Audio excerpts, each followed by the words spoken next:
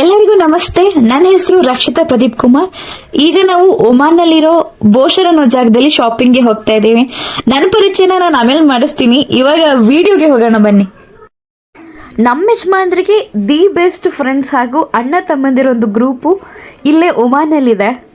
ಎಲ್ಲೋದ್ರೂ ಹೇಗೆ ತಮಾಷೆ ಮಾಡ್ಕೊಂಡು ಹೋಗ್ತೀವಿ. ನೋಡಿ ಫ್ರೆಂಡ್ಸ್, ಬರೋದಾದ್ರೆ ಬನ್ನಿ. ಡ್ರೈವರ್ಗೆ ನಾವು 40,000 ರೂಪಾಯಿ ಸ್ಯಾಲ್ರಿ ಕೊಡ್ತಾ ಇದೀವಿ. ಬನ್ನಿ.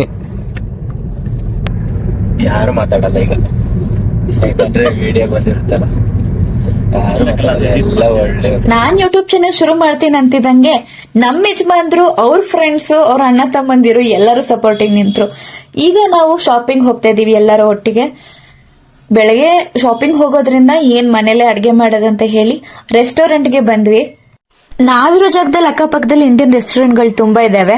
ಬರ್ತಿದಂಗೆ ಬೇಗ ಆರ್ಡರ್ ಮಾಡಿ ತಿನ್ನಕ್ ಕೊಡ್ತೀವಿ. ಅವ್ರ ಮಸಾಲೆ ದೋಸೆ ತಂದ್ಕೊಡ್ತಿದಂಗೆ ನಮ್ ಯಜಮಾನ್ರು ಅವ್ರ ಫ್ರೆಂಡು ಪಲ್ಯ ಹಾಕಿದಾರ ಇಲ್ವಾ ಅಂತ ನೋಡ್ತಾ ಇದ್ರು. ನಾವು ಅಚ್ಚ ಕನ್ನಡದ ಸ್ವಚ್ಛ ಮನಸ್ಸಿನವರು, ಎಲ್ಲೋದ್ರು ದೋಸೆ ಇಡ್ಲಿನ ಮಾತ್ರ ಬಿಡೋದಿಲ್ಲ. ಬೇಗ ತಿಂಡಿ ಮುಗಿಸಿ ನಾವು ಅವೆನ್ಯೂ ಕಡೆ ಹೊರಟ್ವಿ. ಅವೆನ್ಯೂ ಒಳಗಡೆ ಲೂಲು ಮಾಲ್ ಇದೆ. ಸೊ ನಾವು ಲೂಲು ಅಲ್ಲಿ ಮನೆಗೆ ಬೇಕಾದಂತಹ ಗ್ರಾಸರಿಗಳು ಎಲ್ಲಾನು ಕೂಡ ನಾವಲ್ಲೇ ತಗೊಳ್ತೀವಿ.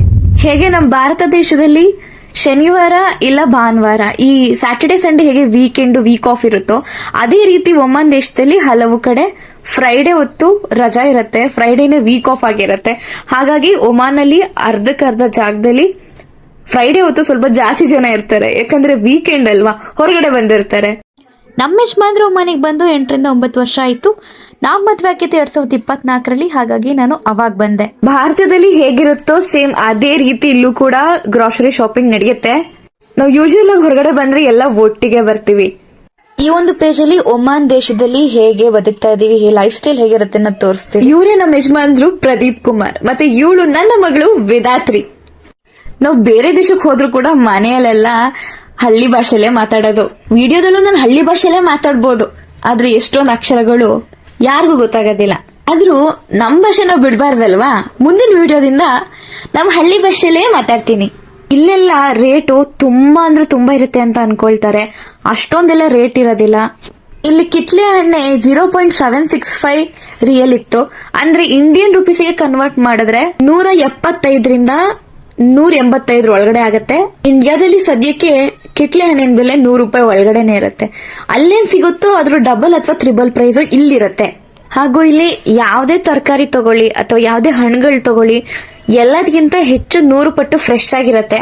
ಹಂಗೆ ಬೆಲೆನೂ ಕೂಡ ತುಂಬಾ ಫ್ರೆಶ್ ಆಗಿ ಜಾಸ್ತಿನೇ ಇರುತ್ತೆ. ಇನ್ನು ಬೇಳೆಗಳೆಲ್ಲ ಹೇಳಕ್ ಬಂದ್ರೆ ಹಾಗೆ ಹೇಳ್ದಾಗೆ ಇಂಡಿಯಾದಲ್ಲಿ ಏನ್ ಪ್ರೈಸ್ ಇರುತ್ತೋ ಅದ್ರ ಡಬಲ್ ತ್ರಿಬಲ್ ಪ್ರೈಸ್ ಇಲ್ಲಿರುತ್ತೆ. ನನ್ ಮಗಳ ವಿದ್ಯಾರ್ಥಿಗೆ ಇವಾಗ 9 ತಿಂಗಳು ನಡೀತಾ ಇದೆ. ನನ್ ಮಗಳಿಗೆ ಸ್ಟ್ರಾಬೆರಿ ಮತ್ತೆ ಬ್ಲೂಬೆರಿ ಅಂದ್ರೆ ವಸಿ ಇಷ್ಟ ಇಲ್ಲ. ವಸಿ ಅಂತ ಅಂದ್ರೆ ತುಂಬಾ ಅಂತ ಇಷ್ಟ, ಇಲ್ಲ ಅಂದ್ರೆ ಇಲ್ಲ ಅಂತ ಅಲ್ಲ, ತುಂಬಾ ಇಷ್ಟ ಅವಳಿಗೆ ಅಂತ. ನಮ್ಮ ಯಜಮಾನ್ರಿಗೆ ಫೋನ್ ಕೊಟ್ಟಿ ರೆಕಾರ್ಡ್ ಆಗ್ತಿದ್ಯಾ ಅಂತ ಹಿಂದೆ 100 ಸಲ ತಿರುಗಿ ಕೇಳಿ ವಿಡಿಯೋ ಮಾಡಿಸ್ಕೊತಾ ಇದೆ. ನನ್ಗೆ ಒಂದಿನ ಸಡನ್ ಆಗಿ ಯೂಟ್ಯೂಬ್ ಚಾನಲ್ ಶುರು ಮಾಡ್ಬೇಕಂತ ಹೇಳಿ ತುಂಬಾ ಆಸೆ ಆಯ್ತು. ನಮ್ಮ ಯಜಮಾನ್ರಿಗೆ ಹೇಳಿದಕ್ಕೆ ಶುರು ಮಾಡೇ ಬಿಡೋಣ ಅಂತ ಹೇಳಿದ್ರು.